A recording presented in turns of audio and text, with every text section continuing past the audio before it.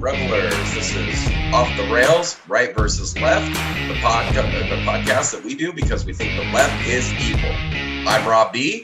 And I'm Brad Lee. And I'm Brian G. And we are Off the Rails, Right versus Left. Again, we're doing this show because we think everybody needs to know that the left is evil.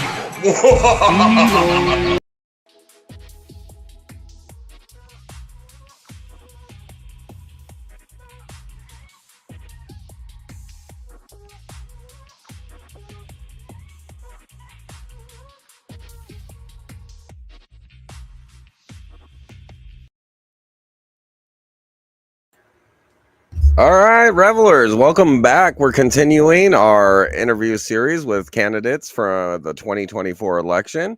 I'm kind of focusing on candidates that don't really get to be heard from as much and from some of the races that you don't really hear much about. Again, we got another congressional candidate here. We've got Darren Hamilton. He's for the Texas House of Representatives, District 57. I need to edit that in the scroll. It's the Texas House. But we're going to listen to him. He's running against Richard Hayes as the Republican. Colin Johnson is the Democrat. And you all know I'm a libertarian, so I'm all about getting a third party involved here. So welcome to us, Darren Hamilton.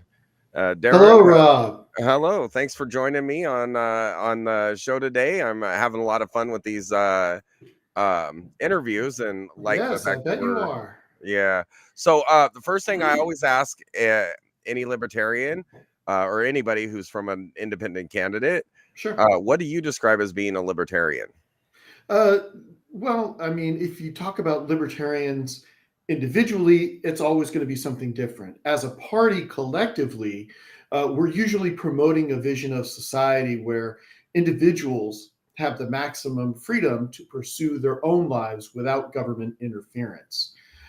Individuals should always have the right to make their own choices in life, as long as those choices don't involve initiation or threat of force or fraud against somebody else.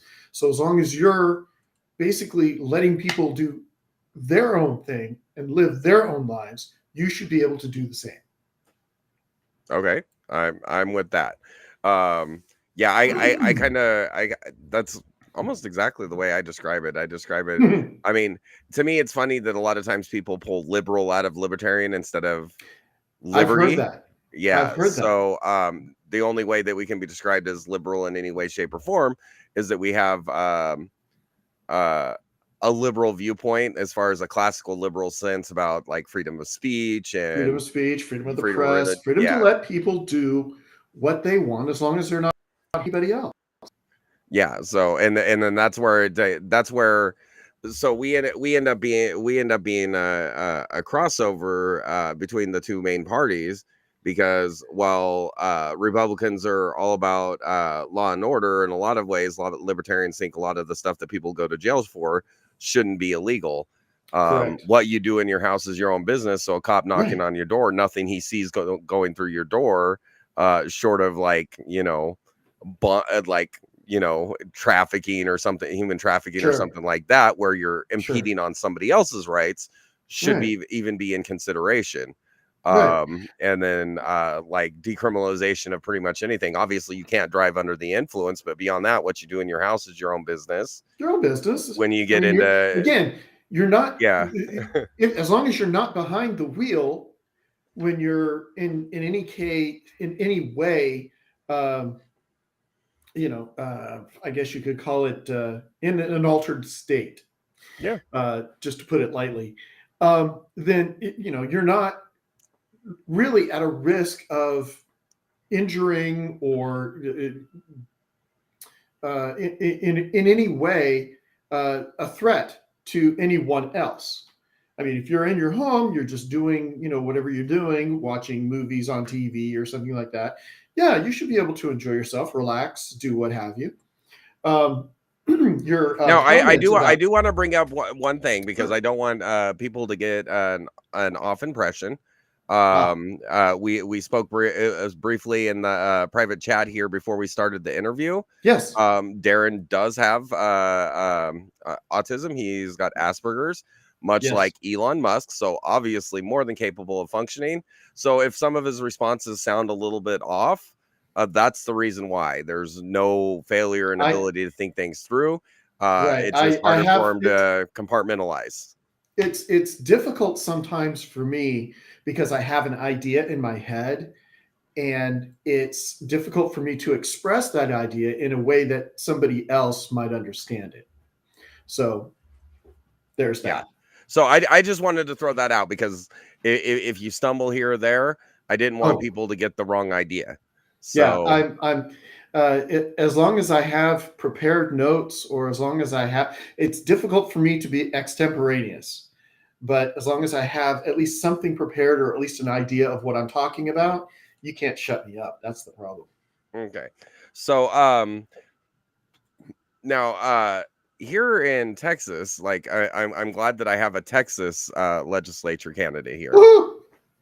Have you looked at the financials for the state of Texas, the fiscal budgets? I haven't. I haven't looked at those because, for the most part, at least here in my district, my district is in central Denton County. That's northeast of, or northwest. I'm sorry, northwest of Dallas. But the primary focus of the constituents here has more to do with societal impacts than fiscal or financial impacts. Well, but I think fiscal and financial impacts actually lead to the societal impacts. They actually do, especially in cases, and that's a big thing here in Denton County, is education. So we had like a multi-million-dollar surplus last year, Mm-hmm. and it was tied up thanks to our governor, that nothing could be done with it to help education, because he, was being please excuse me for my profanity, petty little bitch Mm-hmm. that couldn't be bothered to see the larger picture. Yeah. So yeah, I imagine that if there's again a surplus, my focus will end up trying to take care of the people that I think are the most directly responsible for our future, and that's the teachers and the education and the administrators. Okay, so while you're talking about the teachers and the education, I actually interviewed another candidate for the Board of Elections as well. So, Ah, the one thing that I do think is an issue, like I think our STARS testing, we end up oh, with teachers teaching to a topic or to the teaching to a test, test actually. instead of to the Yes, topic. yes. So, but at the same time, like, how do we get the state to encourage parents to take an active role? Again, I don't believe in this whole homework thing either. Right. It's the I don't teacher's either. job. It's the teacher's job to teach the kids at school, and the only time they should have work going home is if they're not able to finish this assignment. But if like more than 10% of your students are taking home homework because they didn't finish the assignments in class, then you've got a teaching issue. Yeah, Um, it's difficult. so It's really difficult. the way I put it is like it's ridiculous that since we started getting these boards of education at the state level and at the federal level, we've gone from first in education down to last. And back then it was untrained teachers teaching all subjects to 50 kids, 100 kids, Mhm. 200 kids at all different grade levels. And we were fine. We were number one in the world, and we had the highest literacy rate in the world. And that was with kids that had to work on farms and for much of our history and factories and everything else after they got out of school. And we were Sure. number one. And now we're Right. trying to hammer everybody down on a one size fits all basis. Well, that's it. Unfortunately, as a statistician, I can tell you that makes things easier for the people on the other side. So, for instance, if you have only one, in my particular race last time, 2 years ago, it was just me and the Republican who is the incumbent now, Right. Richard. So I managed to acquire 34% of the vote only because they either voted for me, as there was no Democrat on the ticket, or they voted against him. Right. So it's one of the reasons that I threw my hat in the ring was because I don't like the idea of somebody just being given the office. The voters need to have a choice. Exactly. My choice, it was, me or him. They chose him. They may not this time. Yeah. So, and yeah, I think both of the parties have kind of shown themselves to be different sides of the same coin, and we need a different coin. Yes, absolutely. So that's the fun thing. That's the fun thing about being a centrist, being in the middle, is that I can take from the right and I can take from the left those aspects that I agree with, and I can usually find a way to put them together into something cohesive that, if not everyone, most people can agree with. Okay. So so at the state level, would you be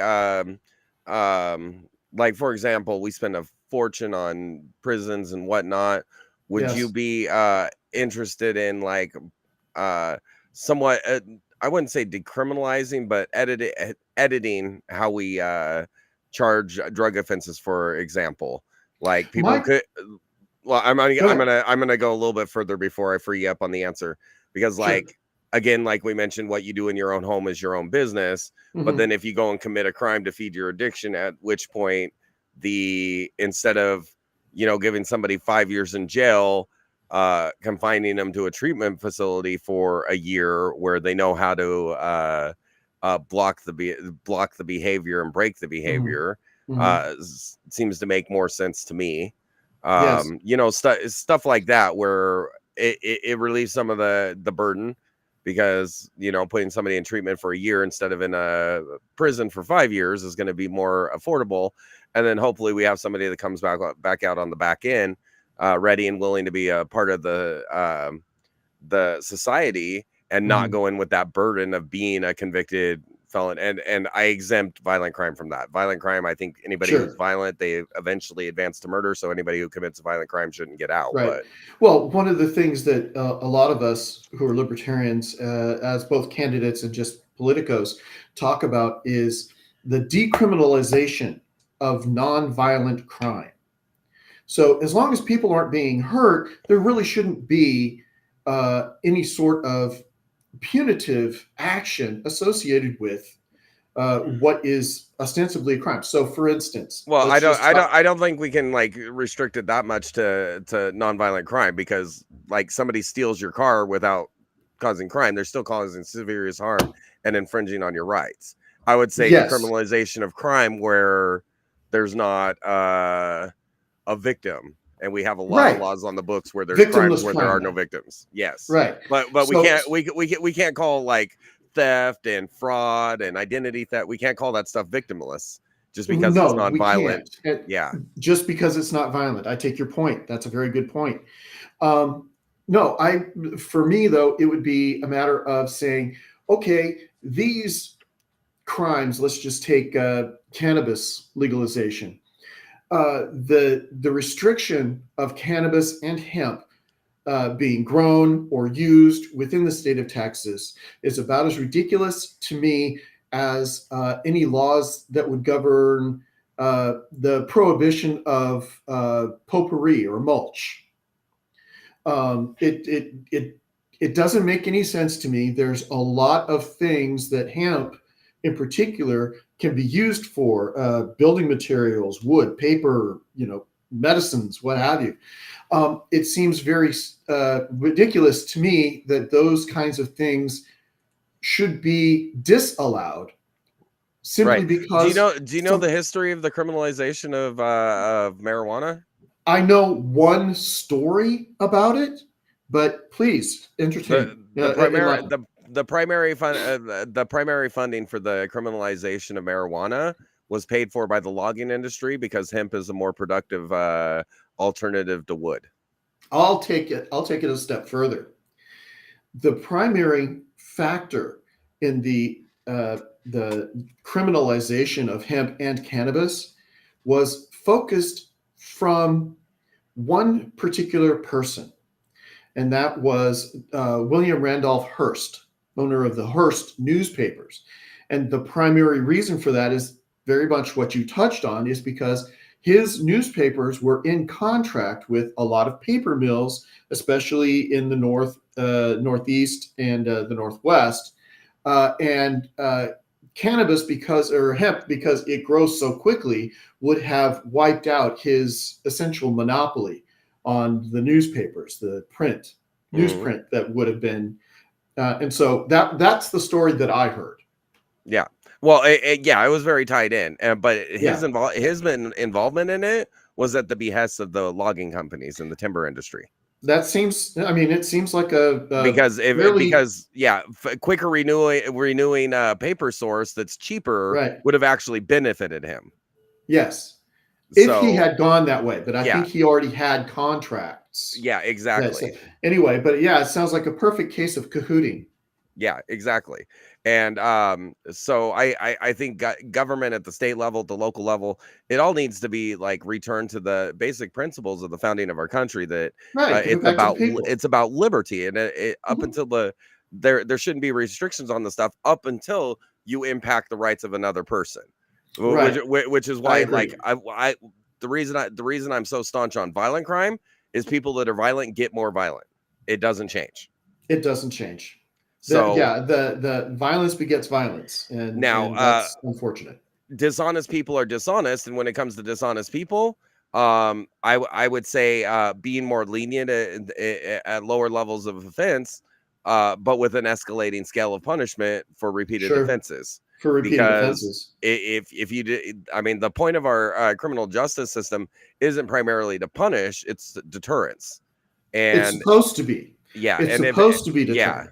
yeah. So if And but if the penalty isn't deterrent, then you do it again, the penalty should be worse. And we keep yes, escalating the penalty up until the point that you're finally deterred.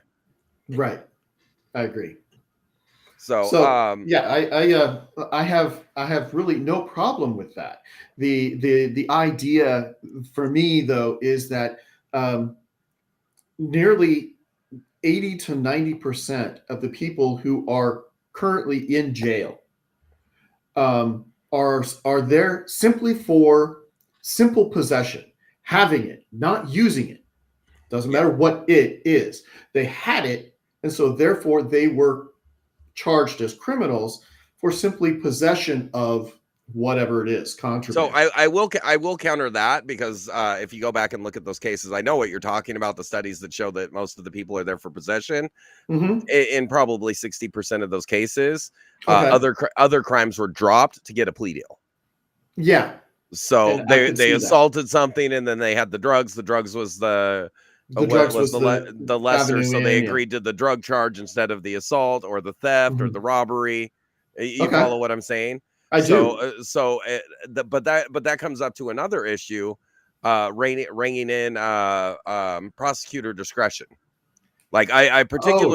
I particularly have an issue with prosecutorial discretion when it comes to violent crime, because I mean, you look at some of the statistics. I think it was from what was it, 2012 to 2022, something like 252 murders that were committed by people that, by all rights, should have been in jail for violent crime, but were Okay. released under prosecutorial discretion. So Right. I saw one where it was the person had been released because there was no room at the detention facility that he was in, and apparently his case did not rise to the level of something that, okay, we're going to take somebody else and leave him in. No, yeah, I prosecutorial discretion. I don't know a lot about it. I'm unfortunately I'm not legal, but the idea of prosecutors being able to wheel and deal like a poker dealer, Yeah. saying, "Oh, well, you've got, we can give you this, and we'll trade you for that," and it seems very disingenuous. I agree completely. Now, what about breaking up the sanctuary cities in our state? Because again, that's like a different form of prosecutorial discretion where you're choosing what laws you're going to enforce. These laws were written by representatives elected by the people, and the prosecutors, to me, don't have a right to override the will of the people on a whim. On a whim, I would agree. If they're going to try to override the will of the people, they need to have somebody who's also a representative of the people, Mhm. for instance, a judge or some other uh, recognized authority, basically sign off on it and say, okay, this, so, my goal in this seat, should I be fortunate enough to get it, is to actually bring some accountability and some sanity back to Austin. Um, Good it, luck. Thank you. I realize that if I'm the only libertarian that's elected, it's going to be a very uphill battle. But the idea is that I normally go with when I'm being asked questions like this is, how is my position, or how is my opinion going to affect individuals, not just groups of people, but the individuals, especially in my district, but also throughout the state. Um, all individuals deserve to have the life that they want. They come to America. We've invited them to America to share in the American dream, and I don't then, agree with that on illegal immigration. well, not on illegal immigration, but Yeah. we have Well, no, invited a but lot of people. that's where the sanctuary cities comes in, is on Right. illegal immigration and people declaring that they're going to ignore federal and state law and not And report. right. Now, correct me if I'm wrong, but haven't I mean, there are sanctuaries in a lot of other states. I think California, New York, Illinois, that they are having problems with that particular idea. Is that correct? Yeah, and yet Because they I go get and reinforce it. They've now passed a law in California, for example, where it's now illegal for a poll worker to ask for ID, even if their local jurisdiction voted for that kind of election security. And right. why? I mean, it's obvious why. Yeah. You only don't want to prove somebody's legally authorized to do something because you know that they're not. Um, it's like the idea of uh you know, you have to have an ID to get a job. You have to have an ID to rent an apartment. You have to have an Sure. ID to smoke cigarettes. You have to have an ID to, go to a bar. The funny thing is the same party that like is pushing the no ID and fighting back against sanctuary cities. They're the ones that wanted everybody to have An ID, a national ID. a shot ID card that you had to present Hmm. with ID. And then when it Hmm. comes to the most sacred right of all American citizens, the right to vote, they don't want any security on that. So that's Right. but it's the same people that are saying, well, our jurisdiction's not going to turn these people over to the federal or state government when they commit a crime. Well, yeah, and I think the idea of a sanctuary city um, actually is fraught with a number of different issues. Your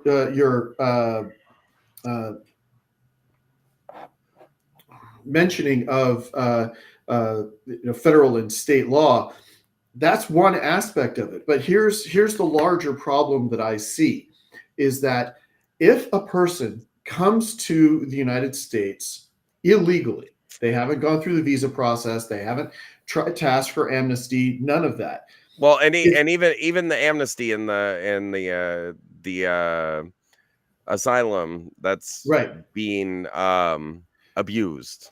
people that don't have a right. The for voter clarity to according to international law, you have to claim asylum in the first country you get to, which pretty much limits us to Canada, which I guess if you're a truck car driver, they'd have a right to ask for political asylum the way that they were attacked by their government. Mexico, argument can be made that government is a narco state, so you could see if they're anti-crime that they probably would be persecuted and have a right to asylum. Cuba, Haiti, those are countries that actually have a right to apply for asylum. Outside of that, none of these other people from these other countries have any right to come here and claim asylum because they're safe countries they could have got to first.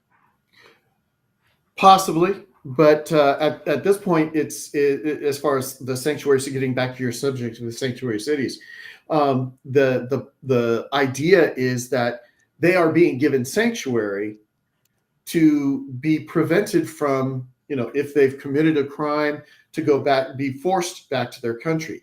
If they've been, and in many cases, a lot of people think that the being in the country illegally is a crime. Well, it may be, but are they harming anybody? Are they, is their presence actually hindering anything that is going on? They are still individuals, they're still people, and we should treat them as people, even if they don't have the legal rights that we do as Americans. Okay, so I understand that, but like, as a resident of Crockett, Texas, I want my city government to look after me. Yes. As a resident of Texas, I want Texas to look after me. And as a citizen of the United States, I want the United States to look after me. Right. When everybody in our country is taken care of, then we can look at what we can do for people from other places. For other people. Right. And I definitely agree with. And there's not even an argument that there's no negative impact for people coming here that are not a part of the system, have no intention of becoming part of the system, have no intention of integrating into the society, because it's been proven that the less integrated a society is, the more conflict there's going to be. Oh, yes. And absolutely. I mean, it shows clearly. I mean, we had the Balkan Wars to show it. We had the Armenian genocide to show it. We had even the Hutus and the Tutsis, where one side just managed to get all the propaganda arms, which is kind of starting to happen in this country. And they ended up leading a genocide by vilifying half of their population. So, you're not like us, therefore you don't deserve to live. Exactly. And so, but if you follow the legalized process, and then you like smooth that out, because the people coming are trying to integrate into society. I mean, I'm just a few generations back on my dad's side of my family, we're immigrants. So, so I mean, it's completely understood. But they came here and no German was spoken in the house. You know what I mean? Yeah. Their goal was to come here, integrate, and be American. And that, and like, so with the, but the bigger issue with the sanctuary cities is they also tend to see a rise in crime.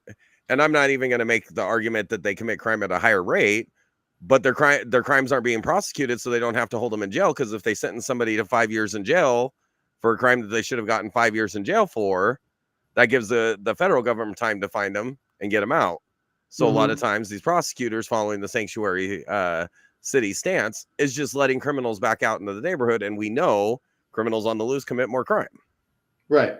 Because they know that they can get away with it now. Yeah, exactly. Well, and that's what's going on with the whole illegal immigration surge too, is people know that they're not doing it legally, but they're going to get away with it. And that's the reason why they're doing it. So I think our immigration needs to be expanded. I think first and foremost, the family environment in the country needs to be expanded. So we're having more kids because we see. I don't necessarily agree with that. The family environment should be whatever the person or the people who comprise that family choose it to be. Yes. Okay. However, the government does institute policies that infringe upon the family dynamics. I agree. They make if somebody ends up needing to resort to seeking help from the government almost incentivizes keeping them single, even though we've got statistics that show 70% of people in prison come from single parent families.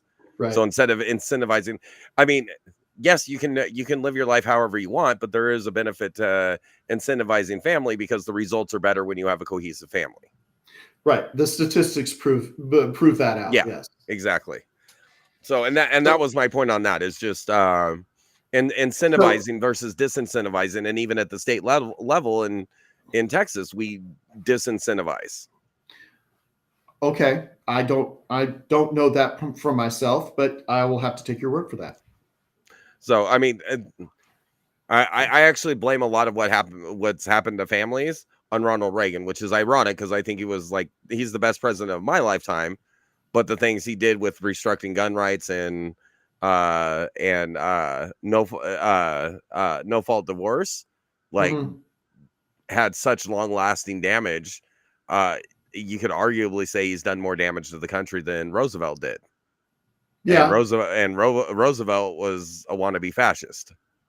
No, I think he was pretty much an overt fascist. I So, mean, well, just looking at it. he didn't suspend elections, so No, he did not. That much I yeah. will agree with. So Yeah. he did try to make the Supreme Court irrelevant, but he didn't suspend elections. Right. Let's pack the court. Yeah.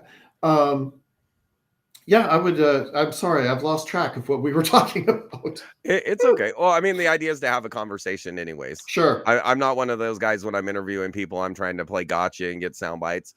I just want to Okay. talk things through with you and, get an idea how you feel Sure. about stuff. Sure. And then, like, on a state level, you're going to be able to attack and go after like different things. Right. And I wouldn't. if you haven't, there's a lot that can be done with the Texas budget. Like, one of the line items I saw when I was reviewing it is like a $9 billion payments to Lockheed Martin. I want an explanation for that. Yeah, that would definitely need to come with an explanation. Yeah. If you're gonna put it, and I hate the idea of the governor being given a line item veto. That just, no, absolutely not. But the idea, if you're going to give money to someone, you're going to put in a line item that says, we're going to give $8 billion to education. Okay, great. Let's kind of branch out or explain how that's supposed to go, divvy it up type of thing so that it's evenly distributed. But if you're going to do something like give $8 million to a private company, then you better have a really good explanation, because I know I, for one, would probably just say no right outright. Yeah, and then I think for like government contracts, I think we need to have more transparency in the bidding process, because you look at a lot of the bids, and you can't figure out why the company that was awarded a state contract is awarded the state contract until you find out that several members of the House or the delegation has business ties to that business, and it's like, right. Oh, it all makes sense. One of the I guess you could call it truisms. I don't know if it's actually true, but we represent it as being true. Truisms that we had in the Corps was never forget that your rifles are made by the lowest bidder. Yeah. Now, or the person, or the person that had the best relationship with the government. Our rifles were great. A good example of that was I believe Armalite had a fully automatic machine gun that they tried to compete to get onto the to get as the replacement for the M4s or whatever, and then they lost the bid, and they had the better bid, they had the more functional gun, but they lost the bid because I can't somebody explain knew why. somebody who knew somebody. Exactly. Yeah, the dirty pool's ridiculous at all levels of government. So it starts at the state level, because you get people that start off in local politics, go to state politics, and they take the same corruption all the way to the national offices. Yeah, and see, that's one of the advantages that I have, because I don't have relationships like that with anybody. Exactly. So I'd be saying the same thing. Like, I've been out of my field for about 10 years. Nobody's got any sway over me. I'm not rich, but I'm okay. And Yeah, nobody's gonna tell me Yeah. anything. Like the closest I have to influence is there's certain things I can't say on YouTube, or they're gonna ban my videos and give me a Right. strike. Well, now, and here's what's really funny is that I was at a candidate forum last week, and I presented the idea that, look, it's almost a foregone conclusion. There's very little chance that I'm actually going to get elected. But in that case, then I have really nothing to gain by telling you what I think you want to hear in order to secure your vote. But at the same time, I have nothing to lose by actually telling you what I think is the truth. And that makes me a very dangerous person. Yep. And Because I'm that's why the Republican and Democrat parties have done everything they can to make sure that third party candidates and independent candidates can't get elected. right. Well, Including I mean, that's one of the. including rejiggering the process to where you have to Oh, pay yeah. you have to pay a fee for a primary even if your party doesn't have a primary, and then pay the general election fee, and it's just ridiculous. Yeah, I had to. So I had to pay a fee in order to be on the ballot for this particular race.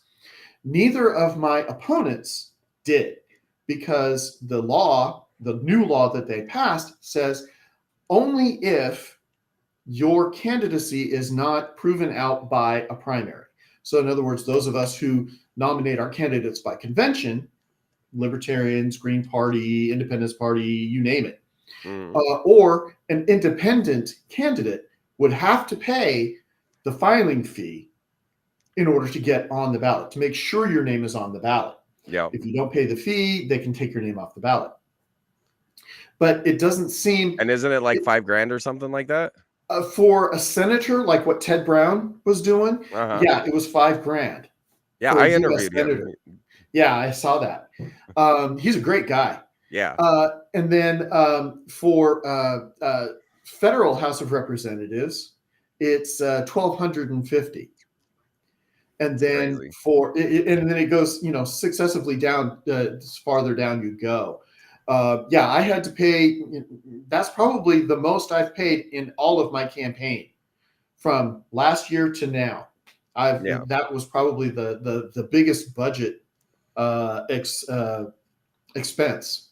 Well, I'm going to be going. I'm going to be going big come 2026. I've already priced out doing flyers for every household in my district, and signs for at least 30% of the houses in the district. So I'm nice. Already strategizing. So when it comes time, I'm going to be hitting it hard. You need to, be strategic. I mean, I was strategizing as soon as I lost the last election. Yeah, but so that's where I'm at. I already know who's going to win this election. Pete Sessions is going to be reelected, and it's just an irony to me that people keep reelecting a guy who, in 27 years in Congress, all he's done is gotten richer and named some postal office buildings and voted or proposed like commemorative coins and stuff, like some stuff that really doesn't matter and we don't need to be spending money on. There was a comment that I had heard back in February, just after the whole just before the primaries, and they were saying that even state representatives should probably be independently wealthy because they don't pay state representatives a lot. And I'm going, that's the point. They're not supposed to pay state representatives a lot because they're supposed to represent the people of their district. Yeah, and they're supposed to, and all these governments are supposed to be part-time. We're not supposed to have a full-time, even in the national level, we're not supposed to have a full-time House and Senate. The only full-time jobs are supposed to be the Supreme Court and the presidency. Right. Congress isn't supposed to higher executive offices. Yeah. So the rest is supposed to be part-time. And sure, they like to say that it's part-time. They have, these times, these, month and a half off during the summer and, I don't know, 6 weeks during the winter or something like that. But the idea is part-time. And, you go back to your full-time job, you go back to your life and you live your life, but understand that you are also representing the people of the area in which you've been elected. Yeah. Now, what do you think about putting in like at a state level mandatory recusals for voting? I like the idea. I'm not sure how well it would work. Well, it just seems to me like you got to make some attempt Yes. because nobody is recusing themselves on the issues that they're personally benefiting from on either Right. side, Exactly. Republican, Exactly. Democrat, or I don't know. I don't think I saw anybody on the list there that was even libertarian in the houses. And There's nobody. There's nobody. As a matter of fact, there is nobody in the country at a state level right now yeah, it's all who local. is right. It's all local. Who is a libertarian? There was one in 2020 who got a state level seat, but he was defeated 2 years later. Yeah. So And so, yeah, and every time a third party gets in the office, then the Democrats and the Republicans team up on them on the next one. They kind oh of yeah, they ignore each other and do everything they can to take out the alternative party. yeah, and I fully expect that if I were to actually be elected, that they would actually do that. Yeah. As a matter of fact, I can provide evidence of this. In my last election, you can look it up on Wikipedia. There was no Democratic contender for me, so it was just me and the Republican who's now the incumbent. But after that, because I think because I got 34% of the vote, the Democrats took a look at it and said, "Wait a minute, we could have somebody who was on the ballot, and they probably would have been able to take, half of my vote, so 15%, just because he's got a D next to his name." And so they decided to put somebody up on the ballot. And as far as my research has gone, since last year when he was nominated, he hasn't done a thing. He's a And paper candidate. that's Colin Johnson, right? Yes. Yeah, he got 4,000 votes in the primary. So Well, he wasn't. he got like 17. He There was were no unopposed in the other. There primary. were no other candidates in the primary. Yeah, but he got 4,000 votes in the primary, even though there were no other candidates in the primary. I mean, I think a lot of people turned out to vote that were Democrat in the primary, trying to push Colin Allred, who's another do nothing paper guy, trying to push him through to challenge Ted Cruz. But so it's ridiculous. It's all dirty pool, and the irony is, from a social standpoint, as a libertarian, you're going to line up with a lot of what the Democrats wanted. And if you did that much, if they'd been smart, they would have supported you trying to get the seat away from the Republicans. Right. But it proves that it's just tribal dirty games. So just before the last election, I actually attended a Democratic Party event because we agreed on the topic that was being touted about for this event. But I walked in and I was pariah. I was, you're not a Democrat, so we're not going to address you, which is really weird because I get a lot of people coming up to me like they did at this meet and greet some time ago, last week. And they were saying, I'm really a libertarian. And I'm going, you really don't have to say that, because if you were a libertarian, it would be obvious. So it seems to me like what they are is afraid of actually stepping away from being ridiculed by their tribe, whichever tribe they associate with, for even, deigning to talk to somebody who is not of their tribe. Yep. Exactly. They're perfect. They're experts at fear mongering. Yep, for sure they are. And there was one more thing that on the House level I wanted to mention, or the state House level, and now I can't think what it was. Oh, I hate come when back I to do it. that. Oh, well, come back to it. So, but yeah, no. Let's see. I already touched on the crime, immigration. On the education aspect. Yes. I do like that they're starting to free it up a little bit. But what I would like to see, instead of STARS testing, aptitude testing. Absolutely. So in most of the most successful educational programs in the world, they test for aptitude. So people that are mechanically aptitude or have a mechanical aptitude, they get towards that. Engineering, they get towards that. Agricultural, they get education towards that. So especially since a lot of times they're just going to kind of trend to those fields anyways. Then you send them into the workforce actually prepared and trained, Mhm. and then again, we don't have to bring in labor from outside sources because we've already got people trained in these Because fields. we got people. When I enlisted, I was given the Armed Services Vocational Aptitude Battery, the The ASVAB, ASVAB, yeah. and I am my IQ is above the genius level, but that doesn't mean I'm still not a doofus. Anyway, but I mean, I aced all of the pieces that were, trivia questions, do the math, or how, how would you figure this part of things out, or what's the capital of Vermont, which is Montpelier. But those kinds of things, those were easy. It's the skill stuff that gave me a little bit of an issue.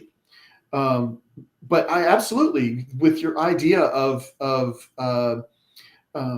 aptitude, let's give these kids aptitude tests and then come back after they've been trained and give them a similar aptitude test and see if they do better at the tests.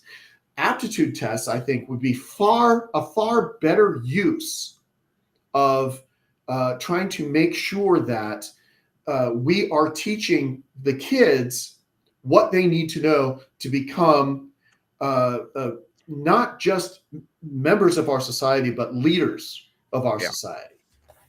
And then I'd also think that like in some way like we obviously like have a teacher shortage Yes. because what do we hire? We hire a bunch of people that are certified to be teachers, but then like if you're able to veer off into aptitude type testing, then you can get people that actually work in those fields, that have the Yes. experience in those fields, and like offer to them some pointers on need to hit this and this as far as Mm-hmm. standards, and Mm-hmm. let them go, instead of like teaching people to be teachers and then trying to get them to like pick up another subject, where when Right. you really need a thorough understanding of the subject to teach it, and maybe a lesser understanding of modern teaching theories that are Right. clearly ineffective. Right. I mean, I could probably teach architecture, but not very well. Right. I could teach science, but not very well. I'm a computer guy, so I could teach computers really well. That doesn't mean I'm a good teacher, and I have evidence to back that up. But the yeah, if we could get aptitude testing, and we could get the people who have expertise in those areas to help us out in the education industry, that would be, I think, an amazing start. So, and you know what what else I think would be an amazing start, if Texas became the first state in the country where every person who graduated high school understood how to do their taxes, understood how debt works, Yeah. who Why under aren't and why aren't any of yeah. those kinds of things taught in school? Oh, because it's not as important as knowing that the mitochondria is the powerhouse of the cell. Oh yeah, or the Pythagorean theorem, or Right. that You unless you know. work in engineering Right. or something like that, you're never going to use. But Right. the stuff that The- everybody has to know, we don't teach. right. And here's the really funny thing, and this is something I saw in a meme, was that if teachers were really had the idea of what is it, influence over our kids, more people would use apostrophes better. So if they were actually trying to indoctrinate our kids, if teachers were actually trying to indoctrinate our kids, more people, I think, would use commas and apostrophes a lot better and a lot more properly. But that's not what's important to people. What's important to people is it seems to me that what's important to a lot of people is that their ideas, the way that they see things, is what's being promoted in the schools and the societies and so on. Everybody has a different opinion, and that's why there's a lot of argument. Well, and it's because it comes down to the 1922 Comintern. They knew that they could never use the class argument that they used to get socialism and communism propped up in most countries in the United States, because we had a middle class. So like part one of the plan was get into the education system and use racial division And then what do you see Yeah. in the education system? You get all these so liberal, they're communist teachers pushing Mhm. critical race theory and division, and yeah. So So yeah, it's personally, I think maybe we should focus more on ABCs and 1, 2, 3s instead of mhm. LBGTs. Yes, I'm actually more concerned. I mean, at the elementary school level, yeah, sure. Concentrate on the subjects that actually form the basis of critical thought. But once you start getting into the middle school and the high school level, start teaching these kids things that they actually need to know. Um, Being somebody who's autistic, mental health is a big idea of let's get people in there who actually have an idea of how to help kids who are by far the most stressed members of our society because of all of the things that are changing both in their brains and in their bodies and so Oh, on, it's but also and then there's a society. combination of technology interfering with the way Yes, their brains work. right, and a whole bunch of other things. So let's get people in there into those areas, middle school, high school, that have the ability to say, okay, we're going to study things like meditation, not as a religious idea, but as a form of emotional uh, calming type of thing. Let's study. Uh, let's study real world history rather than just the European world history or American world history from the American point of view. Okay, so for instance, what did the Qin dynasty think of all of the people who were rebelling against the idea of becoming China? Right. Take it from that perspective, learn somebody else's perspective, and you may have a better idea of how to work with them in certain areas, work with them in the workplace, and understand where they're coming from. Yeah. Well, and like a lot of people say, like use like the tagline, "Oh, diversity is our strength." No, diversity is our weakness and an opportunity. For certain people, I agree. Yeah, I mean, diversity. across, Good. across the board, because it presents another challenge. Because like a lot of the problems that we have in this country exist only in this country because we're the most diverse country, Right. and then you like compare it to like Scandinavian countries where they didn't really have many problems because it was a completely homogenous society. So what it Right. actually does is it does present a different challenge because it's hard to get on common grounds when you have a different cultural perspective, a different language base, a different idea base. And like having been to 70 countries, I can tell you people in other countries do not think the way we think. No, they don't. Yeah, and that's impactful as well. And like on the state level, I think that I wouldn't I, like as you get further and further down on the levels, I think we need to do more and more on a personal level. But now it's almost to the point where like the state of Texas uh, acts like a mini federal government, and now they might as well be in Washington as disconnected as they are from people. Like you Hmm. take the schools examples. They want to hum and haw about like making the schools like a fortress, but good luck getting inside the state house with a weapon. With a weapon or anything like that. Yeah, And I think arguably our kids are far more valuable than a bunch of politicians. I would agree, even as a politician. Yeah. So I mean that's how I feel about it. Like and Yeah, so like it's ridiculous that they don't think the schools need at least the same level of security that you have protecting them. right. And I mean, if you're talking about school safety and school security, there are thousands, almost millions of veterans throughout the state who would be more than willing to spend time being, a security guard Hmm. for a school. Yeah, and probably at That, not huge range, not huge rates either. Like, I right. mean, you wouldn't have to like they'll pay off duty police officers $30 an hour, but I guarantee you, there's veterans that'll go out there and do it for 10. or 10, 15. Yeah, Yeah. absolutely. Because they have the training, and they have, in many cases, the mindset of, I am here to protect. Hmm. It's up to me to protect this.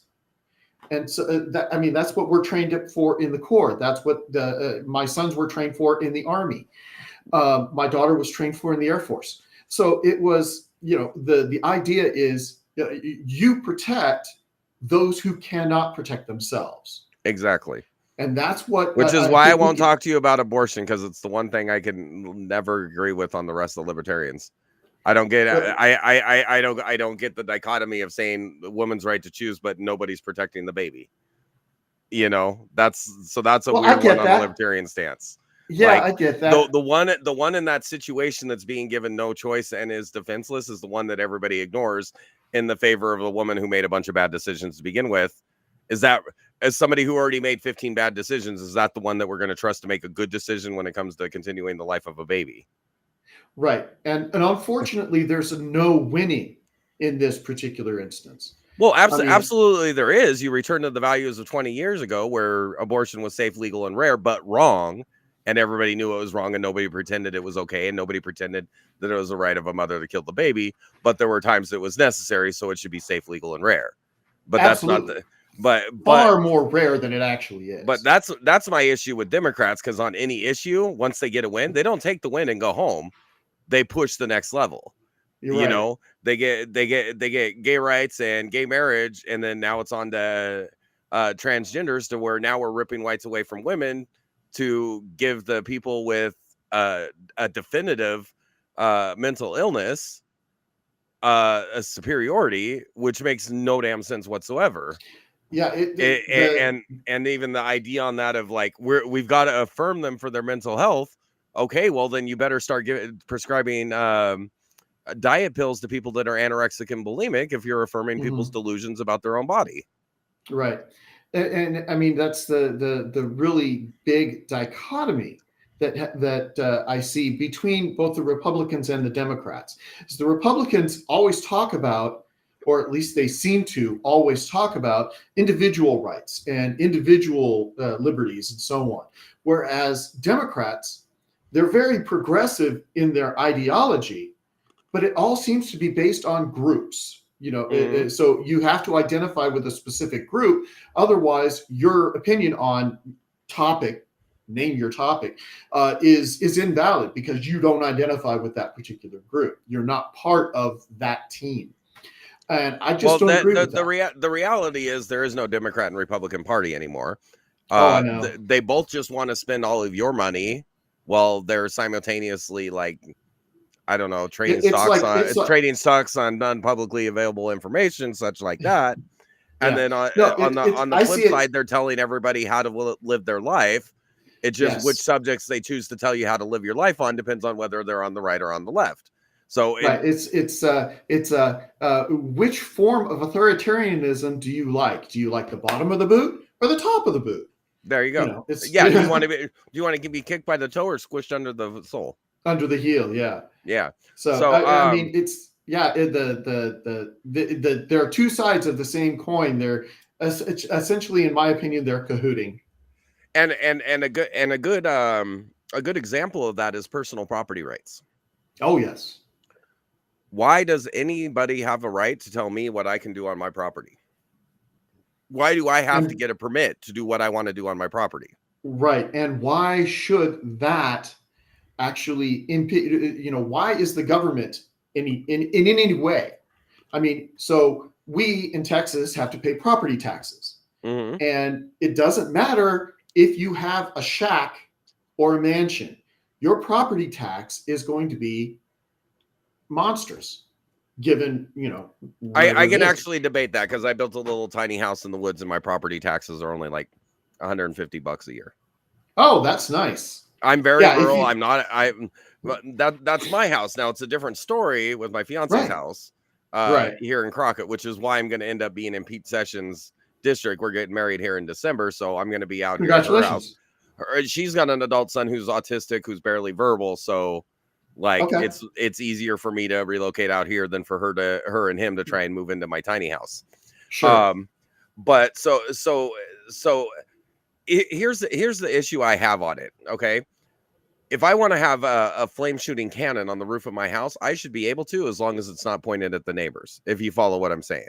I do. Like, if I want to build a house on my property, great. If I want to build a store in front of my house, great. Like, the government doesn't have But any right to tell me. Now, when it you comes to shouldn't. how I build, like, Adobe structures last for hundreds of years, yet Yeah. they wouldn't pass the muster under the current Oh no, because it's construction got to have all regimes. these safety restrictions, and you've got to, like, for instance, I know of one person who was trying to build something in a little farther north of where we live, and they were getting all kinds of heat because they had to have municipal plumbing. They had to have the electrical, things like that, and they didn't want to do that. They just pretty much wanted to live off the land, to have their little garden plot, and the Yeah, they wanted to have an off-grid lifestyle. Off-grid lifestyle, absolutely, and that should be allowed. The government should not have any say in that. If you own the property, if you own the land, and that's recognized by the state, if you own that particular piece of land, they should have no reason to come and tell you how to live your life. Yeah, and to go back to the Adobe style, like, you even say, like, safety issues, things never Yes, going to burn down. right. Like, I mean, it's gonna survive any storm that we get here. almost, pretty much, yeah. I So mean, it may not survive a tornado, but on regulating multifamily dwellings, this I understand, because right, multiple people are going to be there. But if I right, want to build a death trap and live in it, that's my right. And then, of course, I would have absolutely, to close. If I go to sell it, I would have disclosure responsibilities, and they would obviously have due diligence to do as right. a But see, buyer. the But as difference far as is what I do with my land, if I'm keeping my land, it's nobody's business what I do with my land. exactly. But the difference here is that with all of what you're saying, with the multi-property, yeah, there's multiple people, and if you decide to sell your land, you're going to have the responsibility, the personal responsibility, to disclose those features. It ties into personal Yeah, responsibility and and individual rights. yeah, and that already exists. If you have a Yeah, 100-year-old house, you have to disclose that it's got, lead paint and asbestos in the walls. yeah, if it does. But you get what I'm saying. So, Yes, like, absolutely. so it's no difference if I build an Adobe house and I say, oh, by the way, yeah, those boards down there are so you can access the pipes. The boards in the middle of the wall are so you can access the wiring, because this is an Adobe house. It's 100% Adobe. Mhm. You know what I mean? That's kind of like going to be clear to the buyer anyways, and then I have the right of disclosure. And, like, as long as you're not going to overload the system because you're doing something crazy, like, Right. if you make your house a fire hazard, that's on you. That has nothing to do with Yeah. anybody else. And Right. a lot of their restrictions are kind of, like, ridiculous. Like, I get, like, electrical has to be above plumbing because you don't want water on electricity. Right. That's a Yeah, regulation there's that safety concerns. yeah, that's a Right. regulation that makes sense. But Right. how frequently I have to have staples on that electrical wire as it goes through the or Right. electrical holders as it goes through the wall, that's none of the government's Yeah, it has business. to be like every 18 inches or something Yeah, like that. Yeah. and it's ridiculous. And then, like, if you do a full concrete, or, like, in my example, the Adobe the old style, like, traditional Mhm. Adobe building, Mhm. you're not going to be able to do that, but it doesn't make your Mhm. house more unsafe. It's just the perception that you have. And what are all those requirements about how you do it anyways? So if somebody else comes in, they don't accidentally put a nail through the wire. Like, Mm, yeah, that's what it really comes down to. And, like, and then again, that's that's, what it like, seems like. ridiculous. Yeah. I mean, So, and they like, still have to, I mean, whenever, even in a house that was built by contract, my house was built by contractors. mhm. Okay. So even in that, if we were to, want to take out a wall or create a doorway into another room, there would be all kinds of regulations about that. That Yeah, shouldn't have to happen. Yeah, and I'm sorry, like in my tiny house, like I had to put the things up on blocks so it wouldn't be considered a permanent structure because they Oh, try and yeah. regulate how many square feet you have. I'm never at Yeah. my house. I go home to sleep. I have a TV in case I need to watch TV. I got a bathroom and a little kitchenette, and that's all I Hmm. need. Like at the Hmm. time I was never home, so I didn't need more. Why does the Yeah. government have a right to tell me how much I need to build in my house? And I get the idea is they wanted to like avoid people living in row houses, but passing those restrictions, which you actually did, and we'll talk about like effects on minority communities. As soon Oh, as they yes. passed those regulations on minimum square footage, the housing ownership in minority communities went through the floor Yes. because now there's not affordable houses anymore. And that's an issue that we need to address in the next session too, is affordable housing. Yeah, and Because, but I think if you free people up on how they're able to build, well, free you up the cure that. regulations. Free Yeah, up the regulations. Let the people, if they want to build their own house, if the let them build. yep. In those areas, the zoning regulations are just horrible. Where you Yeah, I have mean, to have if this is the only for houses, or this is only for retail, or whatever. well, most of Texas is zoning free anyways. So, Yes. it's one of the things I love about Houston, how you like you find everything everywhere. Yes. I love that. Although they get a little Yeah. ridiculous with their historic districts. Yeah, that's Districts. Yeah. ridiculous. A house Yeah. that's been there is not historic just because it's there. But Because it's, yeah. I lived in Houston before I joined the Corps, and then after I got out of the Corps for briefly before I moved up to Dallas. yeah, So so yeah, I I mean, am familiar. yeah, the Heights district there is like a good example. Yeah, And Montrose as now they have well. yeah, they have well the Montrose is up there by the height. Oh no, you're thinking lower Montrose, like over yeah. Yeah, So yeah, where and so it's all the little houses and the condos and everything like that. Where and now it's ridiculous. The multifamily yeah. dwellings there are complete like death traps, but they're okay Hmm. and they have to stay there because they're historic. Right. Go When like figure. everything has its life expectancy, and probably should be removed.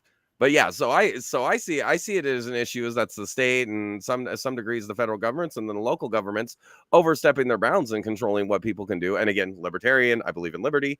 You can do what you Right. want with your own property. Right. Back in the And you settlement should days, have. people built log houses with no power or water, and they could do that. And they could do And if that. the water company water companies and utility companies should not be connected to the state. And so if the water company and the power company they should be obligated to figure out what they can do to safely connect you and not try and tell you what to do. Right. You follow what I'm saying? I Like do. Yeah. if they come and do the inspection and your plumbing's not going to handle the pressure, okay, great. They should have a pressure regulation, pressure regulator outside of your meter, not the other way around. Try and dictate how you Right. build your entire house Right. Yeah. to You have to connect to have their it for, system. 200, like the electricity. You have to have it for 110 volts AC, and it has to be like that everywhere. And it's like, wait a minute, what if I don't want electricity? It doesn't matter. You have to have it. Right. What if I don't want plumbing? It doesn't matter. You have to have it. And Yep. yeah, they were having that kind of issue in Pennsylvania, in rural Pennsylvania too, Yeah, with the I'm working Quakers on and the I'm Amish. working on designing a new house, and I'm looking at okay, so in order to meet the building requirements, I'm gonna have to have a hollowed out place in a wall with a board in it, where the wall would be stronger if it wasn't hollowed out, but I'll have to have a hollowed out place in the wall with a board on it that I can tack the wiring on to meet the wiring requirements. It's Mm, ridiculous. yeah, it is. It So is. it's that or build another false wall, and I don't want that. I want the Adobe inside and outside. I want it to look that way. Although I'll be doing an adjustment instead of using clay because it's more brittle and the extreme temperature Mhm, changes. I'll be doing mhm. dirtcrete where instead Oh, of okay. clay, that portion of it'll be concrete or cement. And, So and just jumping back way to the beginning, hemp is supposed to be really good for building materials oh, because absolutely. it won't burn. If you treat it right, you put it in with hempcrete or something like that, it's not going to burn. So It's immensely strong. I will just throw in one thing. If you get in and you're able to free up the hemp industry, that would be absolutely wonderful. Yeah, But like I my see no reason. I see no reason why hemp or cannabis or anything else should be regulated any more than any other agricultural crop. yeah, Well, yeah. Well, but the and reason they did it is because you can't tell the difference in looking at it, whether it's a hemp plant or a marijuana plant. right, I Which, get that. but And but but but who cares? Make it a marijuana plant. You're still going to get the same fibers out of it. right, you're going to get the same thing. The only thing you're not going to get out of it is the THC. Exactly. I mean, but again, it shouldn't be regulated any more than any other agricultural plant. And the fact that it is, and that it's illegal to even grow, just says that it's like they're still holding on to old ideas, like wearing socks with sandals. I don't know. It's just the having those kinds of regulations for something that has been cultivated for 8,000 years just seems ridiculous to me. Yeah, and That's definitely the something I would like ideas that to. are well, and then like all these building materials, you have to follow these codes, all these codes with all these building materials, and then Mhm. yet we're still using like organic building materials that are eventually going to foster mold and mildews that are actually more dangerous than any Right. risk of fire hazard. Like And hempcrete doesn't do that. exactly.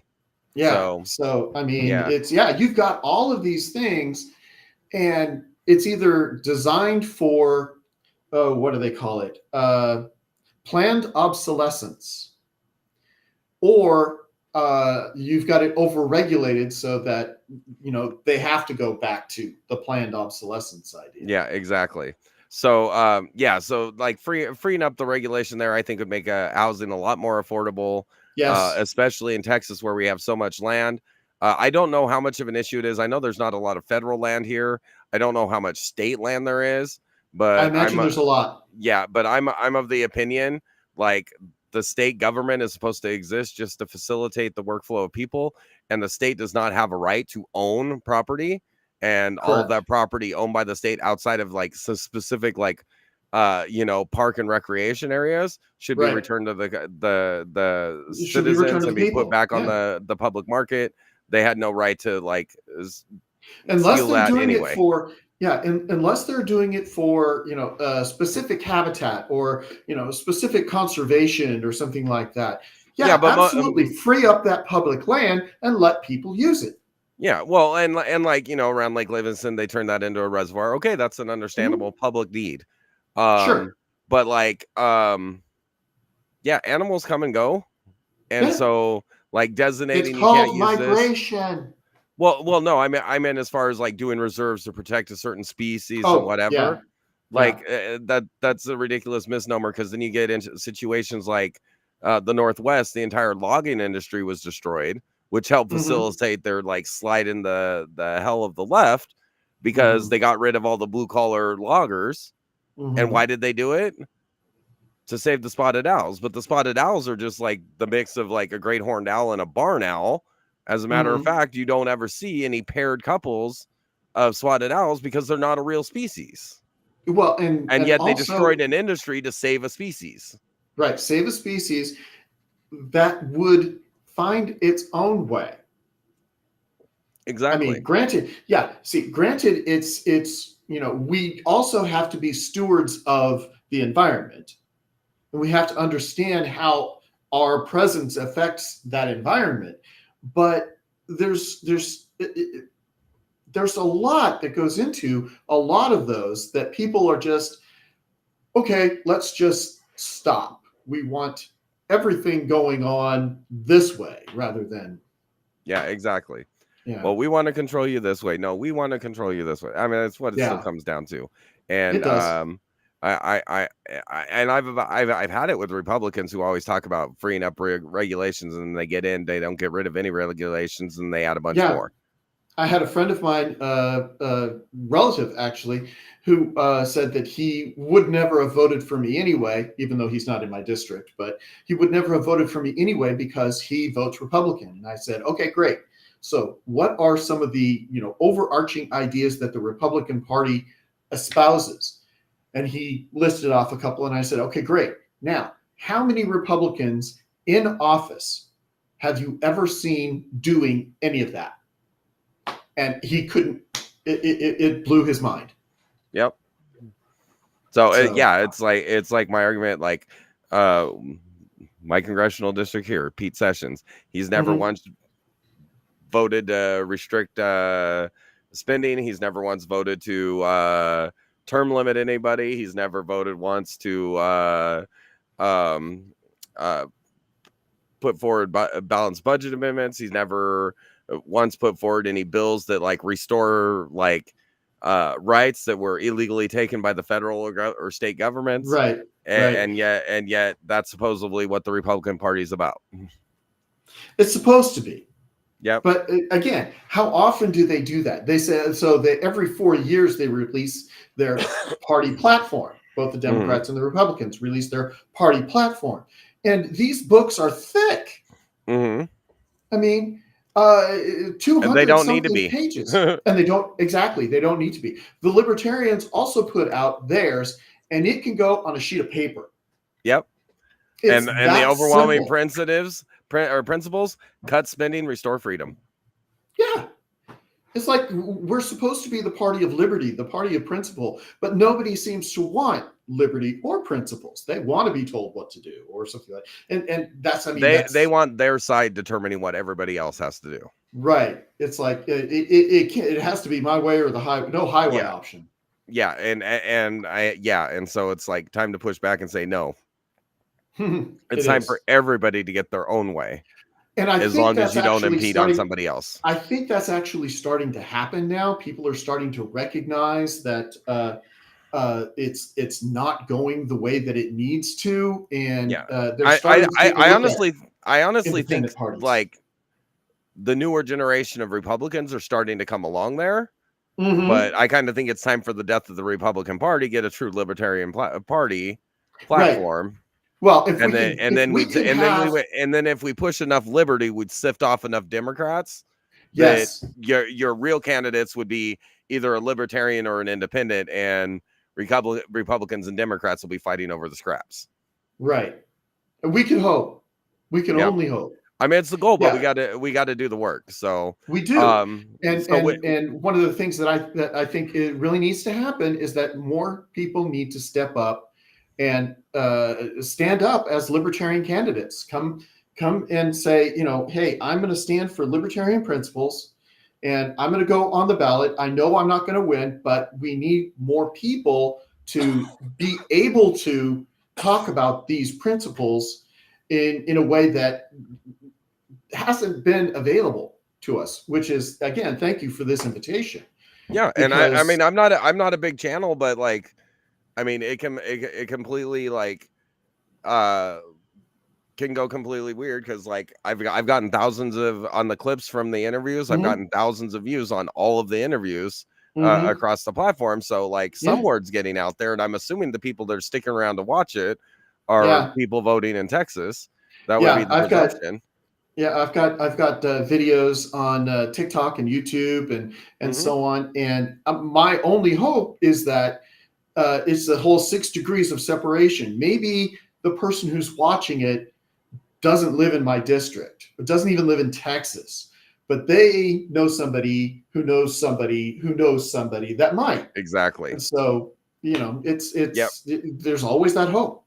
And then I hope through it I get the one that really takes off, because I have like I've done clips. I've done clips from other interviews, and I did a clip from a Pierce Morgan interview, and that thing I got like 3 million views on. So like, I mean, I can always hope, but and it's not just the libertarians. I was trying to do the Solidarity Party candidate for president and a couple independents. I've interviewed a bunch of independents. I interviewed a Democrat who's looking to Chuck Crenshaw, because that guy, nothing about his voting record said that he's conservative or principled or even has any integrity. So like, but the other person's never going to get any sort of, as a Democrat in a district that's like 80% Republican, he's never going to get any coverage. So I brought him on to talk with me.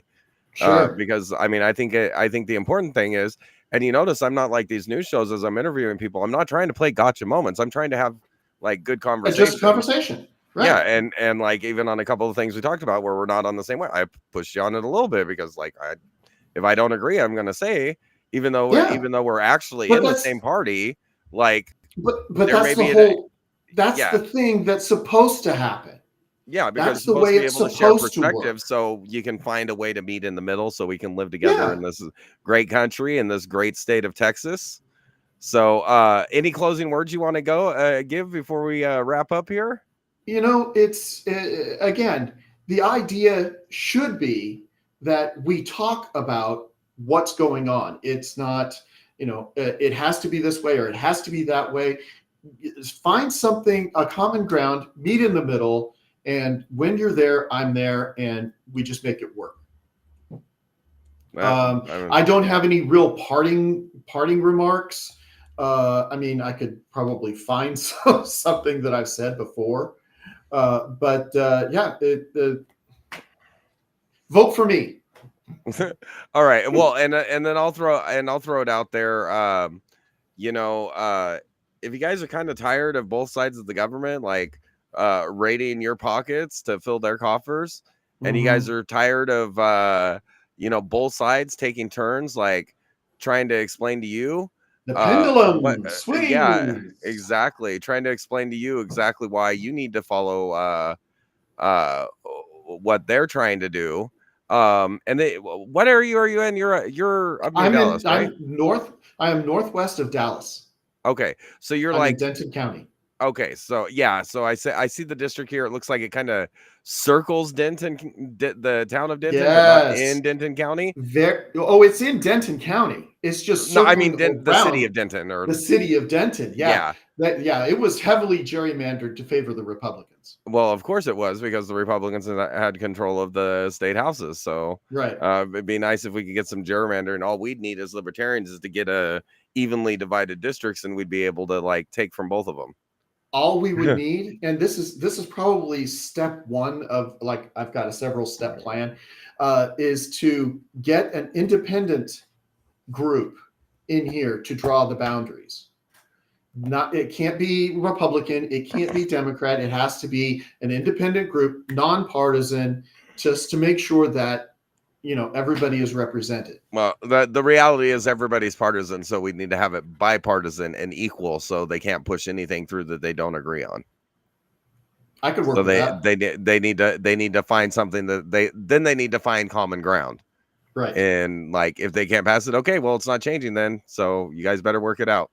Yeah. And it's Anyway, gotta be done. Well, thanks again for joining me. And again, guys, remember, if you're up there by Denton, out there in Denton County, around the town of Denton, if you want an option other than Republicans telling you how to live and spending your money, and Democrats telling you how to live and spending your money, there is another option, and a restoration of freedom and fiscal responsibility through the Libertarian Party. And it just starts with the first one. It takes one step to start the movement. Yep. So thank you again, Darren, for joining us. Thank you for having me, Rob. It's my pleasure. Now, revelers, I do want to say we are going to be back later with more interviews. I think I have a break here I've got a break until 7:00. One of my interviews had to reschedule for another day because they got a lot going on, obviously. So thanks again for joining us, and you guys have a great evening. And out we go.